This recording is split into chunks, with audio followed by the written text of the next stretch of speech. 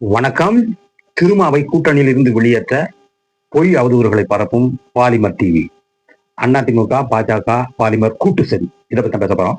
அன்பு உறவுகளே, உங்களுடைய தொடர் ஆதரவுக்கு நன்றி. தொடர்ந்து நீங்க ஆதரவு கொடுங்க, கமெண்ட் பண்ணுங்க. அப்பதான் நான் என்னென்ன பேசணுங்கிறத முடிவு பண்ண முடியும். இப்ப விஷயத்துக்கு வாங்க.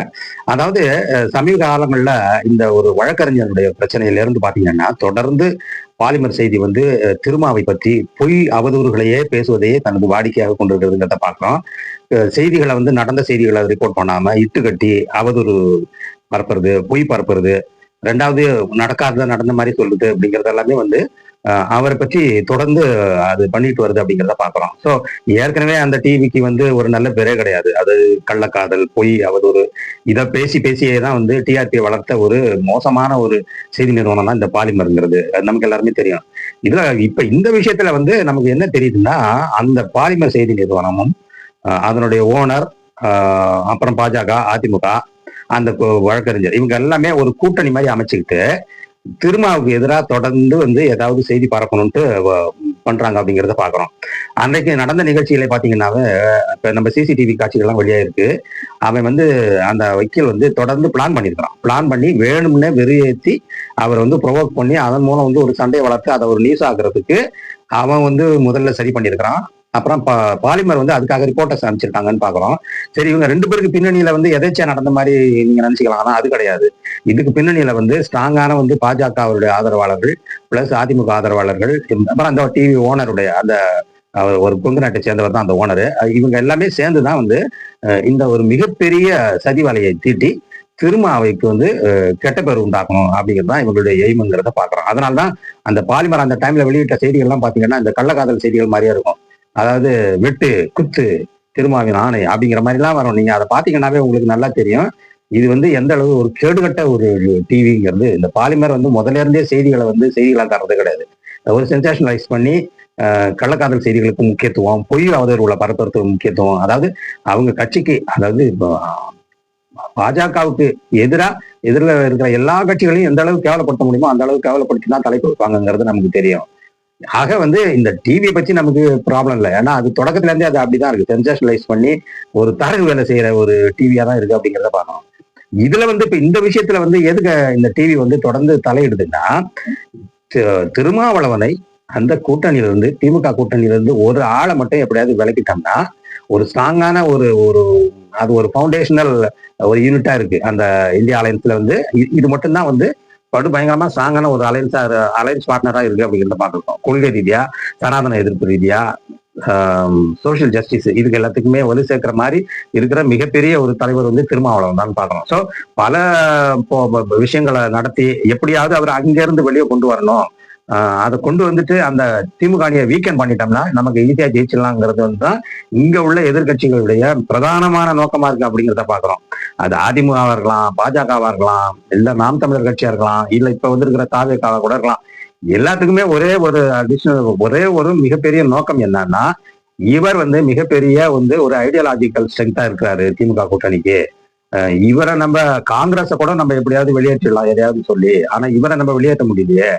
அதனால இவருக்கு எதிராக நம்ம என்னென்ன வேலைகள்லாம் செய்யலாம்னு சொல்லி அந்த வக்கீலை கூப்பிட்டு அவர்கிட்ட பேசி, நீ இந்த மாதிரி செய்யி, நீ அங்கேயே இருந்து ஃபாலோ பண்ணி அவர் வெளியே வரும்போது வெளியேற்றுற மாதிரி ப்ரொவோக் பண்ற மாதிரி நீ பேசினா அதை நாங்கள் நியூஸ் ஆக்கி அதை பெருசாக்கி சென்சேஷனலைஸ் பண்ணிடுறோம் அப்படின்னு சொல்லி இவங்கெல்லாம் கூட்டு சதி தான் பண்ணியிருக்காங்க. இதுல வந்து அதிமுகவும் இந்த கூட்டு சதிக்கு உடந்தை, பாஜகவும் உடந்தை, அண்ணாமலையுடைய ஆதரவாளர்கள் நிறைய பேர் இதுல உடந்தையா இருக்கிறாங்கன்னு பார்க்கலாம். ஏற்கனவே அந்த சேனல் வந்து கொங்கு தேசத்துல இருந்து வர அந்த ஒரு சேனல் தாங்கிறது நமக்கு தெரியும். அதுக்கு இயல்பாகவே பாஜக ஆதரவு, அதிமுக ஆதரவு இருக்கு அப்படிங்கிறது நமக்கு தெரியும். ஆக ஐடியாலஜிக்கல் ஆதரவு பிளஸ் இதுல பணம் கூட பாஞ்சிருக்கலாம். ஏன்னா சேனலுக்கு இவங்க பணம் எல்லாம் கொடுத்துருக்கலாம். பணம் கொடுத்து அவர் பேரை கெடு, அவர் நாசம் பண்ணு, எப்படியாவது அவரை வந்து மானம் போற மாதிரி செய்தி வெளியிட்டு கூட சொல்லியிருக்கலாம். ஏன்னா அது செய்யாதா? சும்மா ஒண்ணும் இல்லாத ரெண்டு காதலர்கள் போனாவே வந்து கள்ளக்காதல் இதெல்லாமே வச்சு பேசுறாங்கல்ல. இது ஏமாத்திரம் அவங்களுக்கு. இதுல எல்லாம் வந்து பொய் அவதூறு பரப்புறது ஏமாத்திரம். ஆக இது வந்து இது வேணும்னு திட்டமிட்ட ஒரு சரியா தான் நம்ம பார்க்கப்படுது. இதனுடைய பிரதானமான காரணம் என்னன்னா, திருமாவளவனை நம்ம பல முறையில பல வகையில அவர் அங்கிருந்து வெளியேற்றத்துக்கு எவ்வளவு முயற்சிகள் பண்ணிட்டோம். ஆனா அவர் அங்கிருந்து காட்ட முடியல, அவர் அங்கிருந்து வெளியேற்ற முடியல. அவர் ஒரு ஸ்ட்ராங்கா இருக்கிறாரு. அதனால தனிப்பட்ட முறையில அவதூறு பரப்பணும்னா, அதாவது அவர் வந்து ஒரு கட்டுக்கோப்பு இல்லாத ஒரு கட்சியை தன் கையில வச்சிருக்கிறாரு, ரவுடிகளை வச்சிருக்கிறாரு, அவங்கள வச்சுதான் அன்னைக்கு அந்த வைக்கல மிரட்டினாரு, அடிச்சாங்க, அவர் காயப்படுத்தினாங்க, அவர் ஓட ஓட விரட்டினாங்கிற மாதிரி எல்லாம் இந்த நியூஸை சென்சேஷனலைஸ் பண்றது. அது எப்படின்னா இப்ப நீங்க கொள்கை ரீதியா ஒரு ஆளை எதிர்க்க முடியல, கருத்தியல் ரீதியா ஒரு ஆளை எதிர்க்க முடியல, கட்சியினுடைய அந்த பவுண்டேஷனை சிதைக்க முடியல, எல்லா வாய்ப்புகளும் அவர்களுக்கு கை கொடுக்காத போது கடைசியில உள்ள ஒரே வாய்ப்பு என்னன்னா எப்படியாவது அவரை கேரக்டர் அசாசினேட் பண்ணும், அவருடைய அந்த நல்ல ஒழுக்கத்தை அல்ல அவருக்கு இருக்கிற நற்பெயரை எப்படியாவது பர்சனலா அட்டாக் பண்ணி அதை கெடுத்தோம்னா ஓரளவு அவர் புரோவோக் ஆவாரு. அதே மாதிரி அவருக்கு மக்கள் மத்தியில உள்ள பேரை கெடுக்கணும். மெயினா இந்த புரோவோக் பண்றதுக்குடைய நோக்கம் என்னன்னா அவர் வரமாட்டாருன்னு தெரிஞ்சு போச்சு, அந்த கூட்டணியில இருந்து அவர் வெளியேற்றுறது ரொம்ப கடினம்னு தெரிஞ்சு போச்சு. அப்ப என்ன பண்றது, இருக்கும்போதே சேர வாச்சி இறக்கணும். அவர் மேல பயங்கரமா சேர வாரி இறச்சோம்னா அவர் பேர் ஓரளவு டேமேஜ் ஆச்சுன்னா அதன் மூலம் நம்ம சில அந்த விடுதலை சிறுத்தைகளா இருந்தாலும் சரி, இல்ல அந்த திமுக கூட்டணியில இருக்கிறவங்கள கொஞ்சம் பேர் இவருக்கு எதிராக திருப்பணம்னா கூட நமக்கு கொஞ்சம் ஓட்டு தெரியும் அப்படிங்கிற ரொம்ப எச்சரித்தனமான மிக மிக மலிவான கோழைத்தனமான இந்த ஒரு முடிவை தான் அதிமுகவும் பாஜகவும் பாலிமர் டிவியும் சேர்ந்து நடத்திதான் இதை எக்ஸிக்யூட் பண்ணியிருக்காங்க அப்படிங்கிறது நமக்கு நல்லா தெரியுது. முதல்ல நம்ம பார்த்தோம்னா அது எதாச்சியா எல்லாருக்குமே பார்க்கும்போது ஒரு ஆக்சிடென்டா நடந்த மாதிரி தான் தெரியும். ஆனா ஒண்ணு கூட கிடையாது. ஒரு ஃப்ரேமும் ஒரு ஆக்ஷனும் அந்த பர்டிகுலர் எபிசோட்ல பிளான் பண்ணப்பட்டு நிறைவேற்றப்பட்டிருக்கு. அந்த ராஜீவ் காந்திங்கிற அந்த ஒரு வக்கீலால ஆல்ரெடி டிஸ்மிஸ்டு பார் கவுன்சிலே மெம்பர் கிடையாது, மெம்பர்ல அங்க என்ன வேலை. ஸோ அவனை அந்த பார் கவுன்சில் உள்ளார போக வச்சு அங்கேயே அவன் வெயிட் பண்ணி இந்த மீட்டிங் முடிஞ்சு இவர் வர நேரம் பார்த்து கரெக்டா நடுவில் வண்டியை நிறுத்துறான். நீங்க பாருங்க, டச்சே பண்ணாது வண்டி, ஆனா டச் பண்ண மாதிரியும் இடிச்ச மாதிரியும் இவருக்கு திரும்ப தொண்டர்களை தூண்டி விட்டு அவனை அடிக்க சொன்ன மாதிரியும் எல்லாமே கதை கட்டியிருப்பாங்க. தொடர்ந்து ஒரு வாரம் 10 நாள் பாத்தீங்கன்னா இதே நியூஸ் தான்.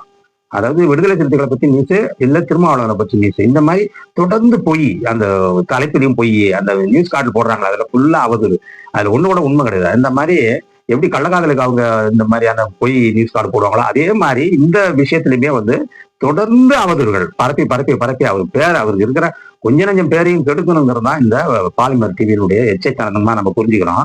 அவர் அங்கேருந்து வரமாட்டார், அந்த கூட்டணியில இருந்துங்கிறது எல்லாருக்கும் தெரிஞ்சு போச்சு. திரும்ப திரும்ப அவர் சொல்றாரு கூட்டணியில இருந்து நான் விலகிற ஐடியா இல்லைன்ட்டு.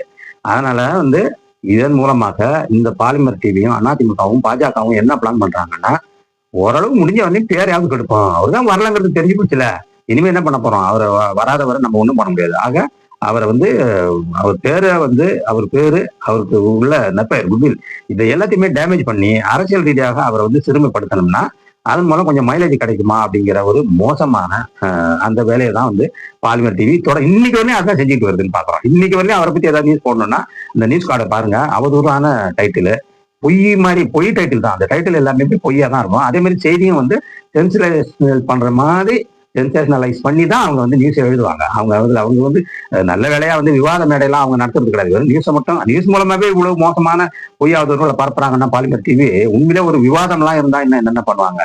தொடக்கத்திலிருந்தே அந்த டிவி எல்லாமே இந்த மாதிரி பொய் அவதூறு சென்சேஷனலிசம் இதை வச்சே பொழைக்கிற ஒரு எச்சரித்தனமான ஒரு ஊடகம் தான் இந்த பாலிமர் டிவிங்கிறத நம்ம புரிஞ்சுக்கணும். இவங்க என்ன நினைச்சாலும் திருமாவளவனா அங்க இருந்து கிளப்ப முடியாதுங்கிறத இவங்க தெரிஞ்சுக்கணும். அதனால நீங்க தனி மனித தாக்குதல் நடத்துனீங்கன்னா சிறுத்தைகளும் தனி மனித தாக்குதல் நடத்துவாங்க அவங்க மேல. அவங்களும் சும்மா விட மாட்டாங்க. நீங்க சொல்றது எல்லாமே அப்படியே ஆமா சாமின்னு போட்டுட்டு வரவங்க எல்லாம் கிடையாது.